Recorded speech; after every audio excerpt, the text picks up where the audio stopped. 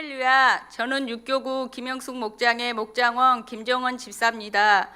이렇게 부족한 저를 전도 간증 자리에 세우신 하나님 아버지께 감사드립니다. 오늘 이 시간에 성령님이 함께하여 주시기를 바랍니다. 제가 예수를 믿게 된 배경을 말씀드리겠습니다. 저는 전라남도 담양의 불신자 가정에서 태어났습니다. 저는 항상 조용하고 있는 듯 없는 듯한 아이였고 몸이 허약해서 부모님이 항상 걱정하셨습니다. 저는 24살 어린 나이에 결혼을 하였고 일남이녀를 두었습니다. 남편이 사업을 하다 실패하여 9년 전에 서울로 올라오게 되었습니다. 처음에 올라와서는 너무 힘이 들었습니다. 아이들을 두고 아침 일찍 출근해서 밤늦게까지 열심히 일했지만 경제적으로 좋아지는 것은 아무것도 없었습니다. 그렇게 금천구 시흥에서 살다 광명 하안동으로 이사 오게 되었습니다.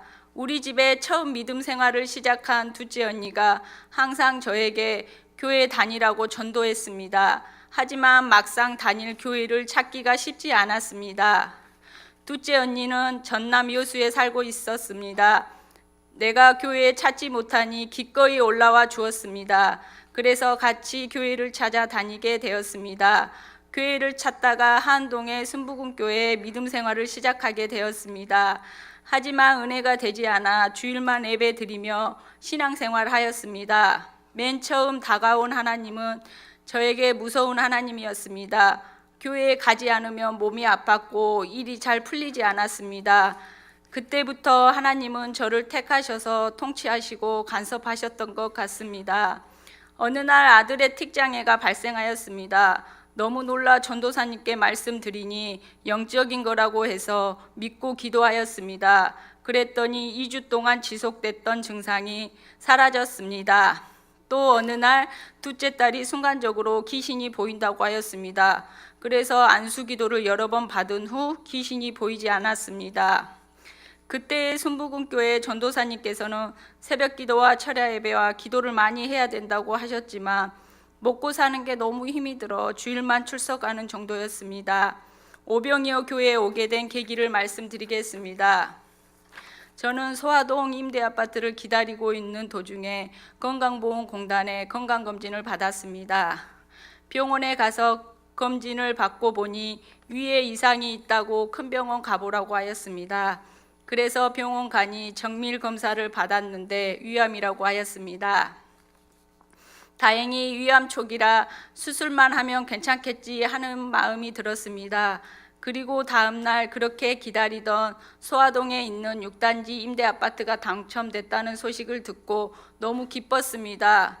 그렇게 수술 날짜를 정하고 수술 전날 아파트를 보러 갔습니다. 그때 옷가게가 보였고 언니 옷을 사기 위해 가게에 들어갔습니다. 마치 김영수 권사님 옷가게였습니다. 가게에서 극동방송이 들리고 성경책이 보였습니다.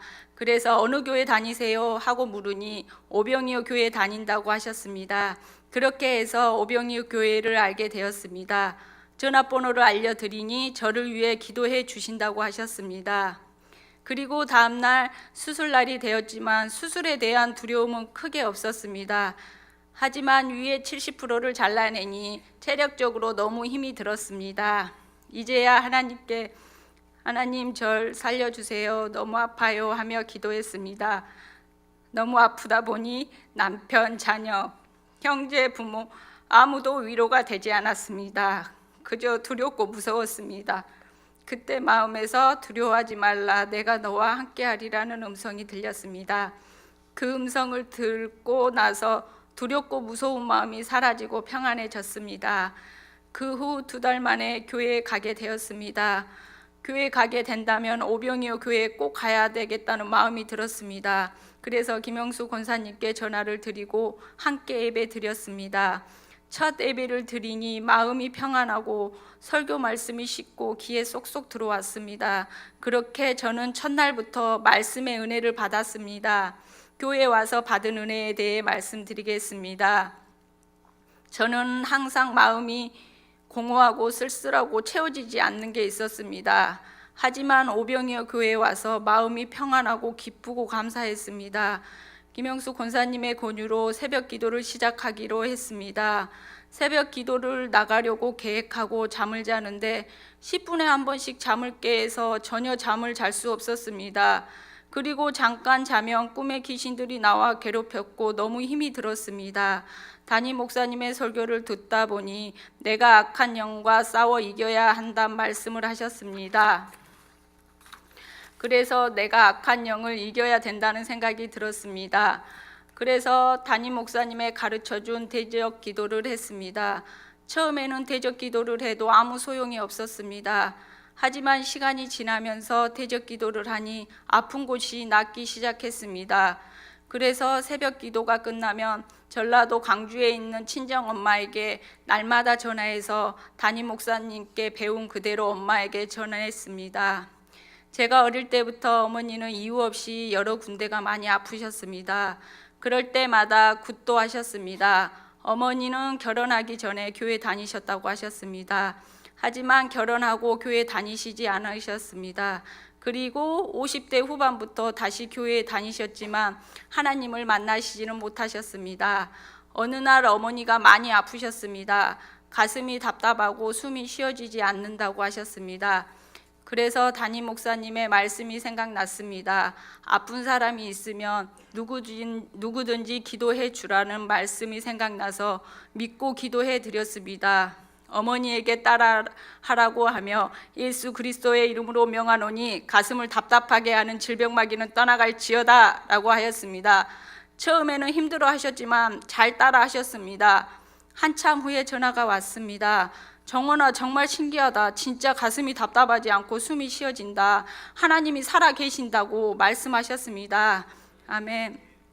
지금은 기도하는 사람이 되어 철야 예배, 수요 예배, 아침, 저녁 항상 기도로 하루를 시작하십니다. 그렇게 약을 드셔도 낫지 않던 질병들이 기도를 통하여 치료되는 기적을 보여주셨습니다. 할렐루야. 저는 새벽 기도를 시작하며 꿈을 꾸기 시작했습니다. 담임 목사님께서 항상 나오셨습니다.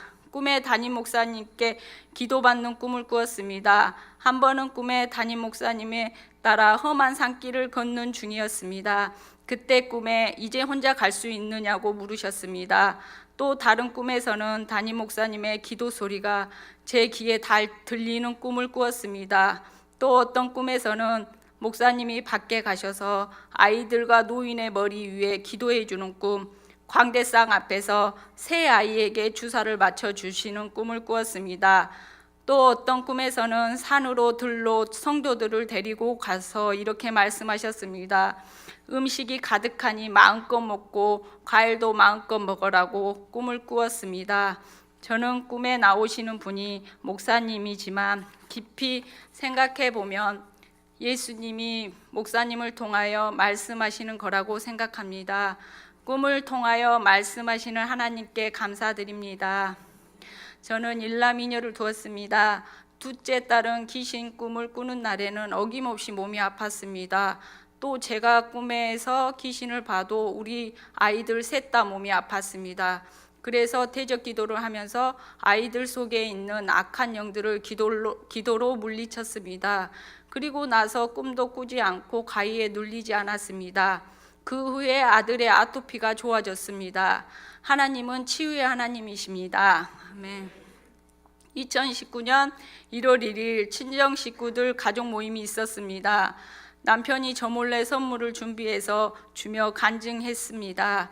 남편이 이렇게 말했습니다. 아내가 위암 수술을 하고 얼마 되지 않았는데 새벽 예배 모두 예배를 나가는 것을 보고 걱정이 되어서 만류를 했습니다. 하지만 소용이 없었고 아내가 교회에 열심히 나가며 변해가는 모습을 보면서 하나님이 살아계시다고 느꼈습니다. 절대로 변할 것 같지 않던 아내가 변하니 너무 좋고 행복합니다. 또 처형들이 교회에 나가 예수님을 믿고 나서 품위가 있고 보기가 좋습니다 했습니다. 이렇게 하나님은 위대하시고 멋있으신 분이십니다. 아멘. 전도 사례를 말씀드리겠습니다. 새벽 기도를 하고 담임 목사님의 설교를 듣고 집에 오면 가슴이 터질 것 같은 마음이 들었습니다. 그래서 지인들에게 모두 전화해서 하나님을 믿으라고 날마다 전도했습니다. 그리고 담임 목사님의 설교 말씀을 날마다 카톡으로 보내는 일을 하였습니다. 첫 번째, 금천구 시흥에 사는 큰언니를 전도한 사례입니다. 언니는 IMF 때 사업 실패로 교회를 떠났다가 15년 만에 주님께 돌아와서 교회에 다니고 있는 중이었습니다. 언니는 은혜에 사모하여 기도에 목말라 하고 있었습니다. 그런데 언니가 다니는 교회는 새벽에 조용히 기도하는 교회였습니다. 언니는 동네 교회에 다니며 영적으로 갈급하였고 힘들어하고 있었습니다. 그래서 저는 우리 교회에 소개하며 말했습니다. 한 번만 우리 교회에 와보라고 여러 번 권면하였습니다. 제가 하도 권면하니까 언니는 제게 내가 다니고 있는 교회가 어떤 교회인가 궁금하기도 하고 정말로 은혜가 많은 교회인가 알아보기 위해 우리 교회에 와서 예배 드리게 되었습니다. 언니는 첫날부터 와서 예배 드리며 찬양의 은혜를 받고 감동을 받고 말씀의 은혜를 받았습니다. 그래서 저는 준비해 두었던 등록카드를 주고 첫날 등록하게 하였습니다. 그렇게 첫째 언니는 우리 교회에 나오게 되었고 지금은 조카 셋이 함께 나오고 있습니다. 두 번째, 경기도 이천에 살고 있는 남동생을 전도한 사례입니다. 경기도 이천시에 직장을 다니며 살고 있던 남동생은 2년 동안 저희 집에 주말마다 오고 있었습니다. 제가 오병이어 교회에 다니며 은혜를 받은 후에 함께 주일날 예배 드릴 것을 권면했습니다. 그랬더니 순순히 따라오지 않았습니다. 교회 가자고 하면 다음에 가겠다고 하며 교회를 나오지 않았습니다. 그래서 제가 말했습니다. 나와 같이 교회 다니기 싫으면 주말에 우리 집에도 오지 마라고 엄포를 놓았습니다. 그러자 외로움을 많이 타는 남동생은 항복을 하고 저와 함께 주일에 교회에 나와 등록하였습니다. 남동생은 주일에 예배를 드리며 말씀을 들리지가 않아서 잘 졸았습니다. 뭔가 알지 못하는 것에 짓눌리고 통증이 있어서 예배에 방해가 많았습니다. 그래서 제가 남동생에게 금요 기도회에 치유 기도를 받으러 나가자고 했습니다.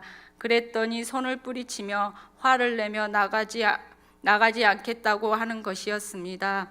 억지로 금요 기도회에 참석하였고 집에 돌아온 동생은 화가 누그러지지 않았고 다음부터 강요하지 말라고 가격하게 말했습니다. 내가 알던 동생의 모습이 아니었습니다. 정말 깜짝 놀라 날마다 남동생을 위해 기도했습니다. 남동생은 이천에 있는 직장에 내려가기만 하면 주일날 오는데 힘이 든다고 말했습니다. 그래 남동생에게 저는 이렇게 말해 주었습니다. 학습과 세례만 우리 교회에서 받고 이천에 가서 교회 다니라고 말해 주었습니다.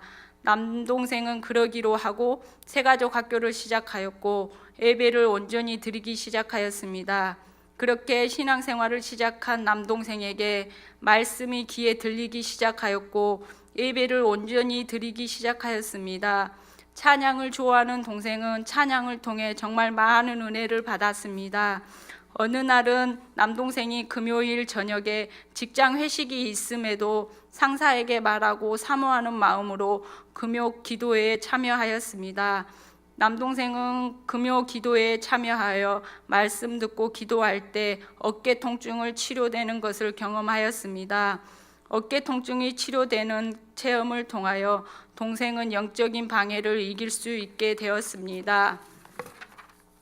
이제는 하나님의 말씀을 알고 삶 속에 적용하며 살아가려고 노력하고 있습니다. 남동생은 새가족 학교, 전인치유학교, 인간의 삶, 새로운 삶, 제자의 삶을 양육을 마치고 축복의 삶을 양육받고 있습니다. 양육을 통해 동생이 하나님을 더욱더 알아가고 살아계신 하나님을 만났으면 좋겠습니다. 하나님께 더욱 감사드린 것은 오병이어 교회 하나님이 맺어주신 만남으로 이번에 가정을 이루게 되었습니다. 남동생이 하나님을 믿게 하시고 여기까지 인도하여 주신 하나님께 감사와 영광을 올려드립니다. 아멘. 세 번째, 한동에 사는 막내 동생을 전도한 사례입니다. 제가 은혜를 받고 여동생에게 교회에 같이 다니자고 여러 번 말했습니다. 막내 동생을 전도하기 위해 반찬을 만들어 일주일에 두세 번 가져다 주기도 하였고, 목사님의 설교에 메시지를 보내주기도 하였습니다. 그렇게 교회에 데리고 오려고 노력을 했는데 막내 동생은 쉽게 교회에 오지 않았습니다. 제가 교회에 가자고 할 때마다 동생은 너나 다녀, 나는 다니고 싶지 않아. 저나 잘 다니지 왜 나를 데리고 가려고 해. 나는 내가 알아서 할게 하며 강하게 거부했습니다. 저는 동생이 다시는 교회 가자고 하지 마라고 하며 반발할까 봐 더 이상 전도할 수 없었습니다. 그렇게 동생을 전도하며 밤에 기도를 하는데 마음의 음성이 들려왔습니다. 하나님께서 막내 동생을 많이 기다리고 계시고 하나님이 사랑하시니 빨리 오라는 음성이었습니다. 이런 생각이 마음에 강하게 들어서 동생에게 이런 마음을 전해야겠다고 생각했습니다.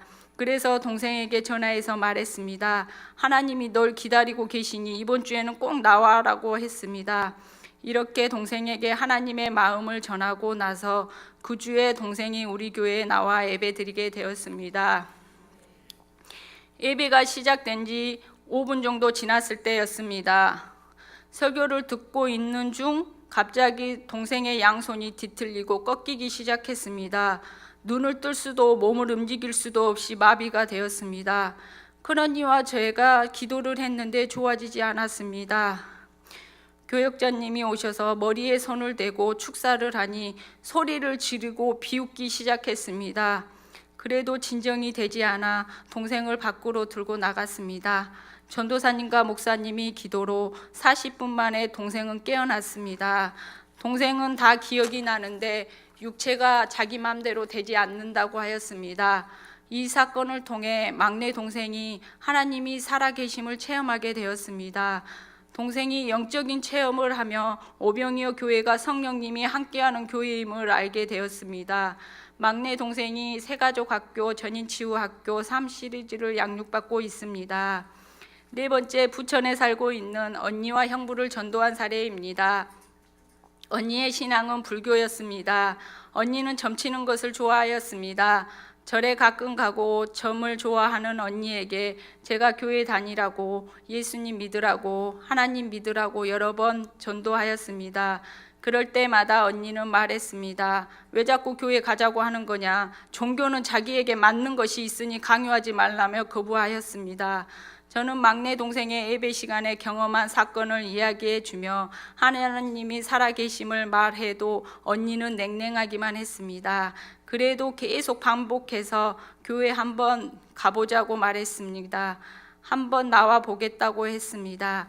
셋째 언니와 형부는 함께 우리 교회에 처음 와서 예배를 드리며 은혜를 받았습니다. 첫날부터 목사님의 말씀을 들으며 마음이 편안해졌고 말씀에 마음에 들어왔습니다. 그래서 처음 교회에 온 날 등록하고 같이 신앙생활을 하게 되었습니다. 언니와 형부도 새가족학교, 인간의 삶, 새로운 삶, 제자의 삶을 마치고 축복의 삶을 함께 양육받고 있는 중입니다.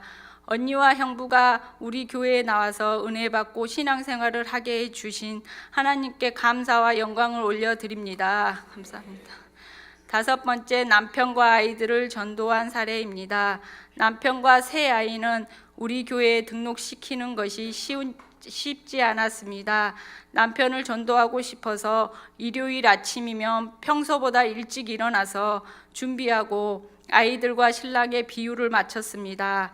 안 가겠다고 하면 협박도 해보고 달래보기도 했습니다. 그리고 큰 아이는 자기 자신을 믿는다고 하며 믿음 생활을 강요하지 말라고 하였습니다.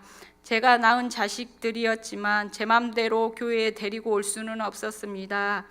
그래도 제가 반복적으로 교회에 가자고 하니까 결국엔 남편과 아이들도 교회에 나와서 등록하게 되었습니다. 교회에 나와서 예배 드리면서 아이들은 일부러 핸드폰을 보거나 고개를 숙이고 있었습니다. 그럴 때마다 저는 아이들을 밖으로 데리고 나가고 싶은 마음이 굴뚝 같았습니다. 하지만 내 마음을 다스리며 참으며 아이들에게 하나님의 말씀을 계속 듣도록 힘썼습니다. 그렇게 시간이 지나고 나니 가족들이 변하기 시작했습니다. 지금은 큰아이가 꾸준히 신앙생활을 하고 일주일에 예배가 1순위로 여기고 있습니다. 또 둘째 아이는 항상 위장이 좋지 않아 그런지 밥만 먹으면 체하였습니다. 그래서 늘 바늘로 손가락을 따는 것이 일상이었습니다. 그런데 교회에 다니며 말씀을 들으면서부터 음식을 먹고 체하는 일이 사라졌습니다. 할렐루야. 마지막으로 시댁 가족에게 복음을 전한 사례입니다.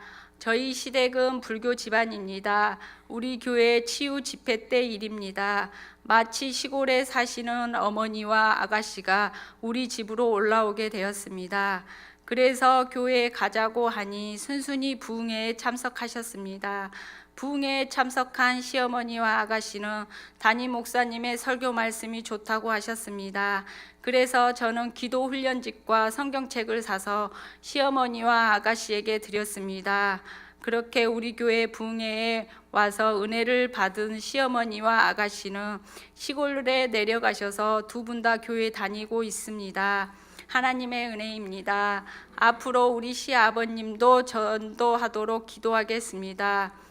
저는 전도하는 동안 너무나 힘이 들었습니다. 악한 영들이 저를 괴롭혔습니다. 온몸에 식은땀이 나고 구토가 나고 어지러웠습니다. 그럴 때마다 김영숙 목자 권사님께 전화를 드리며 권사님이 저를 위해 기도해 주셨습니다. 어려운 일이 있을 때면 목자 권사님과 같이 대적기도 하였습니다. 그러면 하나님의 은혜로 통증이 점점 없어졌습니다. 지금은 제가 전도한 모든 언니들과 동생들이 새가족 학교를 마치고 교구장님께 인간의 삶, 새로운 삶, 제자의 삶을 양육을 받았습니다. 지금은 축복의 삶을 양육받고 있는 중입니다.